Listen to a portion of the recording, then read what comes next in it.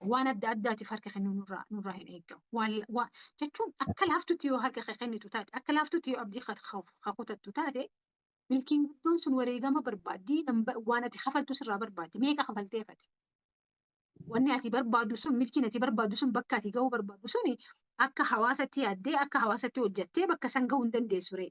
So bakka san gahuudhaaf, bakka san waan si geessaa kafaluu qabda. Wareegama kafaluu qabda jechuudha.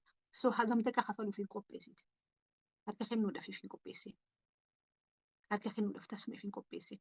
እጅ ለመስጠት ራሳችሁን አታዘጋጁ። ኪታባ ወሬን ሚልካሄ irrattis haa ta'u seenaa warreen milkaa'e irrattis haa ta'u even chaanala kiyya chaanala YouTube irrattis chaanala Facebook kiyya irrattis chaanaloota adda addaa irrattis wannin an haasoo yeroo hedduu waa'ee amanuudha, waa'ee irra deddeebi'anii hojjetuudha, waa'ee abdii muratuu dhabuudha, waa'ee cimanii itti fufuudha, waa'ee waan jalqaban hagamaayitti irra jechuun consistency. So kanama jechuun maal jechuudha? Milkiin kadhuftuu wareegama kafalame boodani.